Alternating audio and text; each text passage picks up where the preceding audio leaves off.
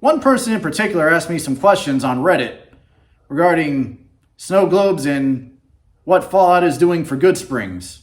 Well, turns out this person is a UNLV professor, and I just had to talk to him about Fallout New Vegas. This is Professor David Schwartz of UNLV. So, have you given my documentary a watch? Great idea, and I really look forward to watching the whole thing pretty soon. Cool. Yeah, what do you have in your office? So here, for Fallout, I've got the New Vegas sign. All right. And then, I think a great motto. The truth is, the game was rigged from the start. Yep.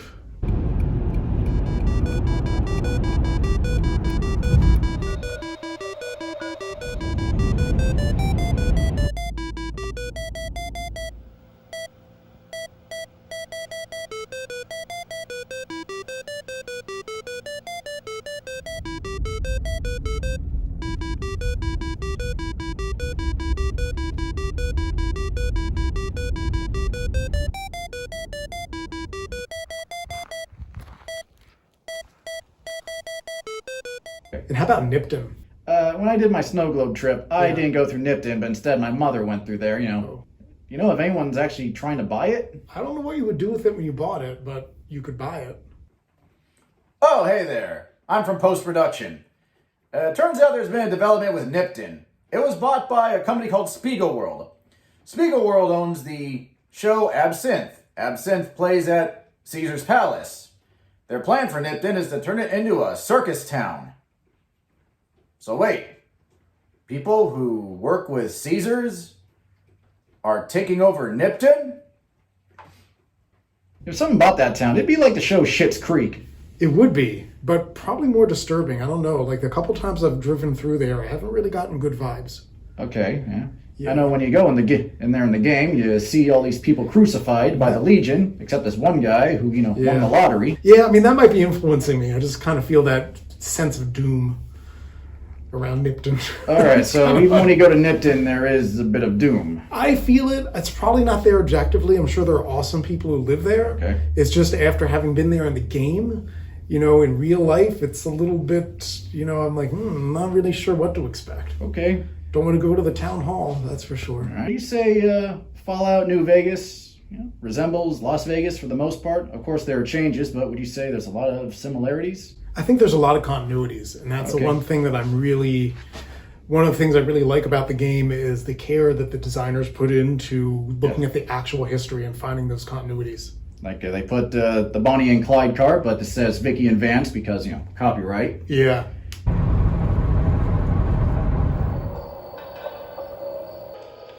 Hold up. There are death claws all over the damn place north of here. If you just go to Sloan after leaving Goodsprings at first, you will get killed by death claws. You go through Sloan and there's still always, construction and mining equipment there. Yeah. And definitely reminds you of the Sloan place. It does. But without the death claws. Yeah. For now, at least. You never know. There's a couple of things I wish they put in there. So there's a crashed plane up on Mount Charleston. Oh. That I thought would be cool. Oh, we had the bomber in the lake story, but now there's a crashed plane on Mount Charleston. Is it still there? It is. Like, if you ever hike to the top of Mount Charleston, I think it's like 13,000 feet. It's a pretty intense hike. It's like, I've done it maybe twice, and I don't think I'm going to be doing it again because it's really intense. But yeah, you go past it. I mean, and basically they haven't been able to remove it because it's like all the way up in the mountain. So, I mean, there's little things like that I thought would have been cool. Wow, that would have been a cool quest. So, yeah. Like you go to Jacobstown and, Exactly. We need some power. We need power. And there's this plane up there, so just hike up there. So, I mean, that would be a cool mod thing if somebody wanted to do a little side quest mod. What of it? I enjoy them. There's something about a little diorama set inside a glass dome that I find pleasing. Let's go to Mr. House, a central character. So he's based on Howard Hughes, but I think there's a bit of... maybe Nikola Tesla and maybe some other people, inventors and science types that are part of his character. Could be. I mean, the thing that got me about House that was so accurate was that when Howard Hughes moved to Vegas, he basically holed himself up on the 9th floor at the Desert Inn. Yes. And never came out. And he communicated, so this guy named Robert Mayhew, a former FBI and CIA agent, was basically running his Nevada operations for him. And they never met face to face, not even once. Because he said, I don't want you to think of me the way I am now. I want you to think of me the way I was, back, when I was in my prime. So I just love that when you go to meet Mr. House, it's his face in the screen when he was younger. I mean, they absolutely nailed it. Like, absolutely nailed it. Okay. And just the whole way he communicates, you do meet him in person if you choose a certain quest line, but he doesn't want you to meet him in person. Continuity in Fallout 4, you go to the Cambridge Institute of Technology, and and Mr. House's bio reads that's where he studied. Yeah. So looks like there may be a connection with the Institute. Yeah. So then Las Vegas has its atomic history. Definitely creates a demand for underground vaults. Yeah, I mean, one interesting fact that's a real fact is that 45% of all the nuclear weapons ever detonated in the history of the world were detonated at the Nevada test site.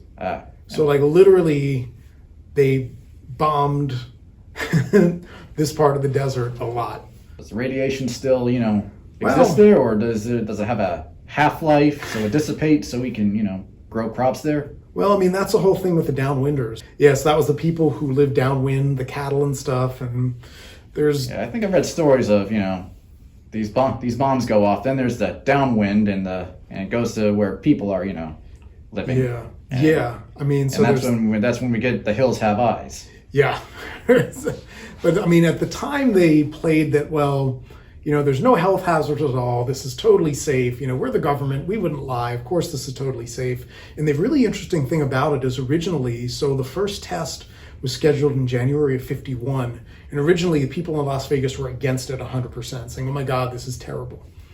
They noticed that before the test, people came to Vegas to buy stuff. And people would just go to the department stores and just buy a shirt. Why are you doing that? Well, I just want to say that I bought something here before the town was destroyed. They're and they figured out that this was actually a big tourist attraction. So they then leaned into it and had atomic cocktails, and they had watch parties where you would basically stay up all night drinking. And because the tests happened around dawn, and then around 5:30, you would go up to the roof of the hotel and then watch the bomb and then drink some more. I've seen some photos of, let's say, Miss Bombshell competitions. Yeah, that was a total thing. So they really embraced it. So a lot of the stuff, I know people may think a lot of the stuff like the Radiation King TVs and stuff like that, well, that's so far-fetched. But in the real 50s and 60s, they did embrace that in Vegas. Well, at least until 62 with the atmospheric test ban. So after 62, they were all underground. There's about 100 above ground shots between 51 and 62. Yeah, I actually went to the Atomic Testing Museum, not far from here. And yes, they did have a replica of, going underground to the atomic testing area. That kind of reminds me of the entrance to the vaults. Yes. Yeah, I think there are similarities. Hey there, Ranger. You get a lot of Fallout fans here? We sure do. Last year we had quite a few. And in fact, we had the gentleman who invented the game come here and give a talk. So a lot of people do come in costume here. I know there was Dr. David Schwartz. He spoke. I've met him. All right. Thanks a lot. If you do things right, you could have the kings. All right, yeah. Well, obviously, kings are, Elvis. Yeah. Try, but they can't. But they didn't get the rights to that. Yeah, which I love the way they did that too, because you just imagine if somebody did find, a school for Elvis impersonators 200 years from now, they would think that it was a god that they were trying to emulate. So again, that's one of my favorite things about the game. So, I think Elvis is kind of worshipped like a god. He is. I mean, the people who believe that he didn't really die and will come back. I watched this documentary on Kung Fu, and Bruce Lee died so early that, we think this guy might be like a mythical figure. Yeah, I mean, definitely. A lot of people still look up to him. I can imagine if there was Fallout Memphis, there'd be a tribe of Dolly Parton. There could be. Yeah, for sure. Yeah, look at that big MT snow globe at the National Weather Service. Okay, back to DLC. There's the big MT place. That's based on a research facility north of here. Interesting. Yeah, it's where you look it up on the Fallout wiki. My favorite thing is all the little places around the map, just that you can go past, and it's kind of funny just living here. For example, to get to work every day, I drive under the airport, and by the way, that would be another great mod, doing that tunnel, the airport connector tunnel under the airport, something like that. I think that's more of a cyberpunk, big city vibe, not so much, because it's night and the lights are on. You go through, you pass the light and the light and the light, and if that was in, Fallout, there'd be no lights. Yeah, there wouldn't be. They still have like planes, strung around.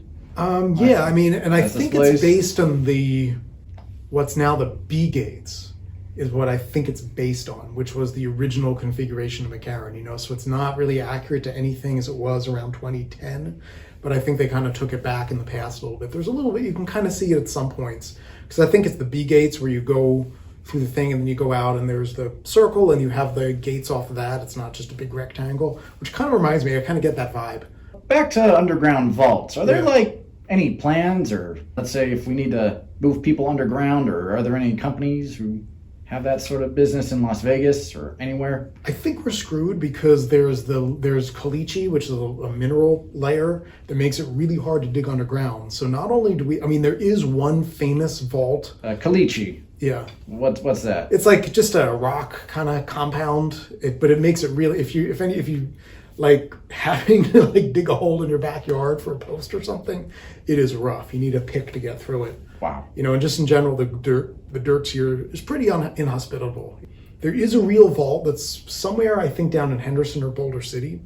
There's a real vault that they built, but I don't think we would see a lot more of them. And we're pretty much screwed in the event of an actual nuclear attack, because you've got to figure Nellis Air Force Base is going to get it, and then Hoover Dam is going to get it. So we're and then there's basically 3 main routes out of town, 2 of which are going to be irradiated for sure. So, you'd want to get out of Vegas long before the bombs fell. So Caesar, NCR, or House, even the Yes Man, they want Hoover Dam for the power. But really, could Hoover Dam alone power Las Vegas? He who controls the dam controls Las Vegas. But because that's where a lot of the power comes from. Yeah. Does most of our power come from Hoover Dam, or? No, because Hoover Dam was built before Las Vegas was really big. There was about maybe 10,000 people here. The compact doesn't give Las Vegas a lot of power. Most of the power comes from coal. They're starting to do solar, which I'm sure you've seen driving up down in Ivanpah. But the interesting thing, another thing I really like about the game, is the fact that they really hit on the themes of Western history in the United States, where Americans moved west in search of resources to exploit the resources, and here the NCR is doing it but moving to the east, and it's the same exact thing. And it's also like in the actual history of the American West, everybody believes that the West is this blank slate that they can just do what they want. So the NCR believes, okay, we're going to come here and we're going to collect taxes and extract power. House believes he's going to build his little techno utopia and go to the stars. Caesar believes he's going to have his Rome and it'll be the center of his new Roman Empire. So it's and that just totally plays into the history of the West in the United States. Yeah, and it also, ties into the actual history of the conflicts between the ranchers, the miners, and the farmers, all who are competing for the same resources. So it's kind of interesting. Like in a lot of ways, if you reskin the game, you could almost play it as you could give it to history students who were learning about the late 19th century, early 20th century in the West. But you have to do a pretty big mod. Searchlight is just like any other small town you visit. Yeah, looks like it's got history here. Plenty of structures. About its history. Yeah, Searchlight, Nevada, pretty much has the small town America feel. I know there's also Searchlight, Nevada. Is there like a history of Searchlight? Because when you go there in the game, it's all like, full of feral ghouls and abandoned, irradiated. Yeah, It's got an airport and churches. It's basically one of those. Yeah, it's one of those former mining camps, kind of like Good Springs, and there's a lot of them around southern Nevada that boomed for a while and then declined. Probably the most famous thing that Searchlight is famous for now is former Senator Harry Reid was born there. That's probably what Searchlight is best known for. And it's also down on the way if you go to Laughlin, which, yeah, I mean, that would be another cool idea for a mod, would be a Laughlin adventure, down on the Colorado River.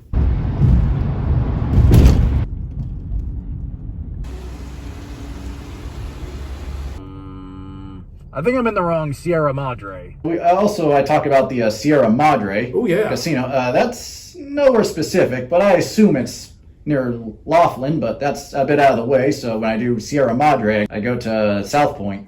Yeah, it's cool. I mean, that could be cool. Another one that's kind of could be good is Lake Las Vegas. Oh yes, I've read a Reddit comment that there's like a hotel there with a Spanish vibe to it. It's a very Fallout-esque tale where, I mean, they started developing this in the 80s, and it was basically going to be this vacation place away from Vegas, like a small self-contained town.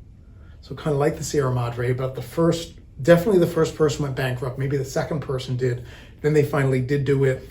It's there. It's kind of, I mean, some days it's busy, some days it's not, but you have casinos and you have golf course, and there's a little town too, which reminds me a lot of the Sierra Madre, but I don't know if that's what they had in mind.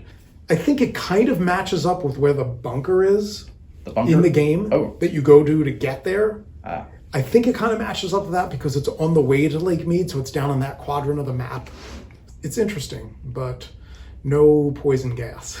Well, I did it. As a civilian, I made it on the Nellis Air Force Base for the air show. Yeah, I mean, that's cool. Nellis definitely is a huge thing. It's been since the early 50s. I mean, it was first the Nevada gunnery range, the Las Vegas gunnery range, but they decommissioned and recommissioned it. So, I mean, that's something, and again, it's a great local thing because that is, for a long time was a big part of the economy. So it's pretty cool they have that in the game too. Like I met some people at Wasteland Weekend who were like, oh yeah, we're going to go to the Nellis, this air show in November. That couldn't happen last year. It doesn't look like it's happening this year, but figured this next year, it'll be the next snow globe trip and it'll be on Nellis. Yeah. I've actually been there on the base. Okay. There's a prison camp there. Oh. So it's FBC Federal Prison Camp Nellis. I wasn't there as a prisoner. I was there to do it. I interviewed somebody. Oh. But yeah, it's not necessarily the most uplifting place, but it's a prison. So Nellis has its own prison. Yeah, well, it's part of the federal prison system, and they just put the prison there. So basically, and it was, again, I was just there to interview somebody, but it didn't look like a place I'd want to spend a lot of time. I know the United States certainly has probably a lot of nuclear weapons stockpiled. What other countries have stockpiled nuclear weapons? I'm thinking China and Russia. Yeah, I mean, Russians are the close. I don't think China was ever anywhere near parity with the U.S. I mean, they have them. They could do damage, but basically the Russians, I don't right now if they're over the U.S. or negative. I know it wasn't until the 70s that they reached parity, and then they had more. The good news is that if it was a limited nuclear exchange, Vegas probably isn't targeted because there's no nuclear bombers at Nellis. And I'm not sure, I don't remember off the top of my head, I think Nellis is just about at the outside of the range that a nuclear bomber could land there to refuel. But I don't think we wouldn't be a first tier target, we'd probably be a second or third tier target. So all right. Hopefully if there's an exchange, it's a limited one. My historian friend who's done a lot of writing on World War II planes explained the bomber in the lake and Lake Mead.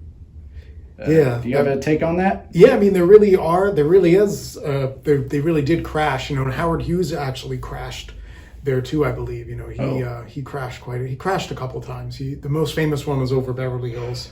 That's when he got hooked into the drugs and got a little bit funny. Yeah, that's when we bring up how we would spend a lot of time in a hotel suite with long nails and shoe boxes. Yeah. And that influenced an episode of The Simpsons. Yeah. There's the Ultralux Casino, which is made up of, people wearing masks, looking fancy. What would you say matches a casino in Las Vegas that's like that? I would say that's more of the luxury places, so probably Bellagio or Wynn. Oh, yeah. Bellagio has the water fountains. Yeah. The Ultralux, the White Glove Society, has its dark secrets. Would you say that's based on any urban legends in Vegas? Or that I've ever heard of. I mean, they've accused people of a lot of things here, but cannibalism is not one of them. Spoiler. I know there's also the Gomorrah Casino. I know that's kind of based on the Sahara, figured. Yeah, Somewhat Sahara in the dunes. Yeah, that more, and kind of the more grind joint type places. Grind joint. Yeah, as opposed to the luxury places like the Ultralux. Yeah, like, I once walked on Fremont Street and I, saw their, ladies with the whips and chains. And, Yeah. You find those types around. Yeah, they kind of nailed that too in the game. Yes. That really does happen. What in the goddamn? There's the Benny character. He's Yeah. based on Bugsy Siegel. He sure is. I was at the Flamingo, which he founded. Yeah. And Well, not really. okay, It was a guy named Billy Wilkerson who founded it. all right. And Ben Siegel just took it over when Wilkerson had some money problems and ended up opening it. But Wilkerson founded it. It kind of makes it interesting and kind of does fit in with the character too. So All right, well, it makes it even kind deeper. of like how Mr. House is running Vegas, and Benny, but then the Benny ends up running Yeah. the tops. Yeah. What do you think about Good Springs? I think it's cool. Okay. I really like what they've done there, what the folks at the Pioneer have done. I think it's really cool how they've really embraced the whole game, and people can go there in costume, people can go there, and I kind of like, what I find really interesting is the way the Pioneer has genuine historical stuff, or I'll put it in quotes, from dating back into the 19-teens when Good Springs was really a thing, and they also have the Fallout stuff in there. So it's kind of interesting. So you don't really know what's history and what's the future and what's real and what's not. Was it you who mentioned on Reddit that you went into the school or tried to go into the Yeah, school? so this is kind of funny. So I was there with my daughters and we were just poking around, and I went in the actual school and I felt really dumb because there's a teacher there like working on Sunday getting her stuff ready. I'm like, hey, can I come in? Just make sure. And I couldn't quite explain to her, like, yes, I've been in here in a video game.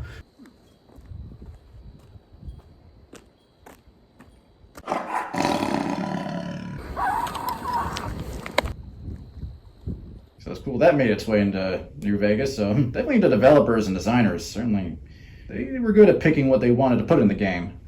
Well, thanks for taking the time. Yeah, likewise. In the game, there is a place called Black Mountain. It's when you go through the Deathclaw area, Sloan, and there's a path to the right. One of the mutants tells you about how Tabitha and Rhonda are taking over the place, establishing Utobitha. Yeah. But yeah, I think, is there like a radio station up there, or? Yeah, Radio Free Utopia. And it's kind of, it's my favorite radio station, I think, until you finish the quest and either kill Tabitha or reunite her and Rhonda. Okay. Then that one cuts out. But yeah, it's kind of funny that there's now an actual Black Mountain radio in real life. Yeah. How long has it been there? They've just started it. I think it's just a podcast series, but they call it Black Mountain Radio. But I still can't quite get Tabitha and Rhonda out of my head. Okay. Best friend Tabitha. Oh yeah. So it's Black Mountain Radio. Do they talk about Nevada, or? It's like literary stuff. Oh, literary. So authors, people like that. Okay, maybe you can end up on there. Yeah, maybe. I think they're going for more literary, like New York Review of Books type folks. Come on, I think you'd be great on it. Who knows? Okay, what else? So you wake up in Good Springs, Yeah. You go through Sloan, and hey, there's still always, construction and mining equipment there. Yeah. And definitely reminds you of the Sloan place. It does. Without the death claws. Yeah. For now, at least. You never know. I think maybe we should use some more roadside attractions. Yeah. Coming into Vegas, I do notice more similarities, between going into Vegas. Like, the stuff that's in business, that's maintained, but then there's a lot of abandoned, graffitied places. Yes. I go through Baker and I see the rundown places. I see the dilapidated billboards. There's a place that still has its Ron Paul sign up. Oh, wow. Yes, I know that place. Yeah. I know that place. Baker would have been cool for a side quest, too, with a thermometer. Yeah. Well, I think that may have been too south, but actually, the dinosaur Dinky, it does have a thermometer in his hand, I figured. Well, there you go. In the documentary, I explained. You see how Dinky has that thermometer? Well, that's what's in Baker. Yeah. I think Baker may be too far south for the map. It might be. Yeah, maybe that's where the divide is. I don't know. I think the divide is actually towards Death Valley. Okay, Yeah. that's cool. You go through Baker and you go a little north, and a bit west of Las Vegas. Yeah. Yeah, the divide. we actually went through there because, to find the fireworks. There's like a Oh, fireworks yeah, store yeah. in Death Valley. Yeah.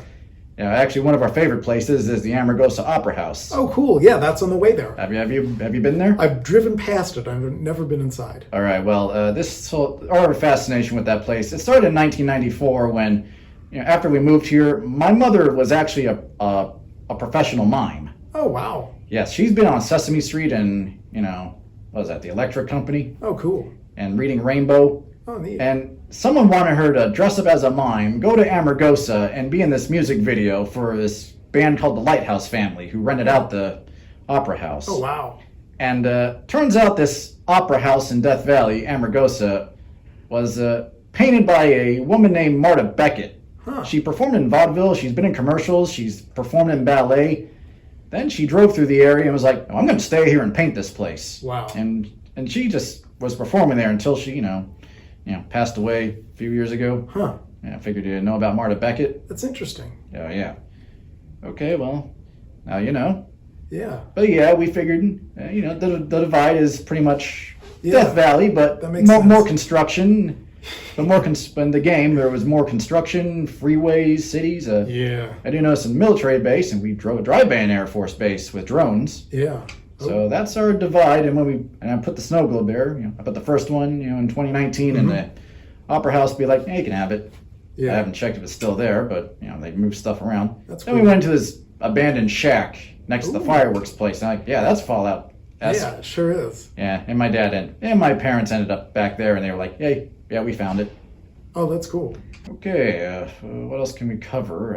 I know there's, let's say, Brotherhood of Steel, but you have Yeah. anything to comment on that? I mean, I don't know if that really correlates to anything in actual. well, they're like they're like the U.S. military Yeah. wearing heavy armor, and Yeah. kind of a technology cult. Yeah, I mean, we do have, and so much of the land around here is federal land, so it's kind of interesting what would happen if there was no federal government anymore, if it was just the enclave or whatever, so you might have a group like that taking over.